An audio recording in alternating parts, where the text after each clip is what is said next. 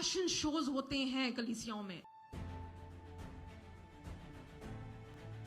आज बहुत से चर्चेज हैं, वो क्यों नहीं कुछ कहते अपने चर्च में लड़कियों को कि नहीं वो चर्च आना बंद कर देगी, अच्छी टाइट पेयर है, दही की देना बंद कर देंगे। वो कलीसिया तो बढ़ रही है ना, फैशन शोज होते हैं कलीसियाओं में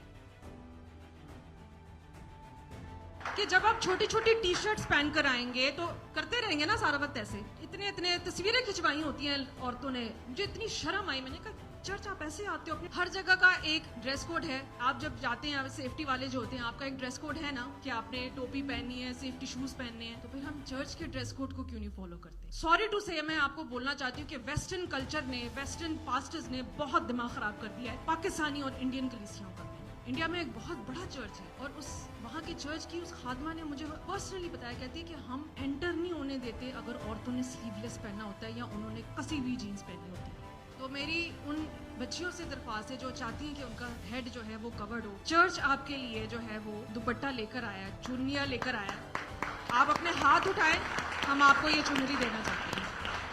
पहला तिमोथियस उसका 2 बाब और उसकी 9वीं और 10 आयत। इसी तरह औरत हयादार लिबास से शर्म और परहेजगारी के साथ अपने आप को संवारे, ना के बाल गूंदने और सोने और मोतियों और कीमती पोशाक से। पौलुस कहता है कि वो अपने आप को सवारे, ये नहीं लिखा हुआ कि ना सवारे। तो आपको नजर आ रहे हैं कि उसके बाल गुंदे हुए हैं? नजर आ रहे हैं ना? थोड़ा सा नीचे जाएंगे, आपने देखा उसने वो कितनी ज्वेलरी पहनी हुई है, हेवी ज्वेलरी पहनी हुई है। इस वजह से पौलुस ने ये बात कही थी। अब आप मुझे एक बात बताएं कि चर्च में अगर एक औरत ऐसे आ जाए अर्थमस देवी की तरह, उसे ही देखते रहेंगे ना, सारी आंखें जो है वो उधर मुड़ जाएंगी। इस वजह से, क्योंकि क्या हुआ था कि जो वहाँ की जो औरतें थी उन्होंने इसकी पूजा करना शुरू कर दी थी। इस तरह का लिबास जैसे आज हम करते हैं, अगर हम एक फैशन ट्रेंड आ जाए तो उसको फॉलो करते हैं या नहीं करते? तो उस जमाने में भी करती थी औरतें कि ये एक ट्रेंड बन चुका था कि भाई अर्थमस देवी ऐसे आती है तो हमने भी ऐसे चर्च जाना है, हम भी अपने आप को ऐसे संवारे। इसलिए पौलुस ने ये बातें लिखी थी। उसने आपको तैयार होने से, संवरने से नहीं मना किया,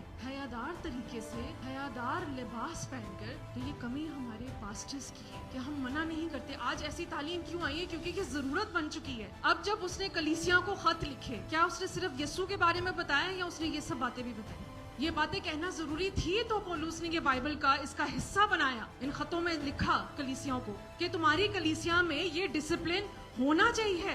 क्यों नहीं है?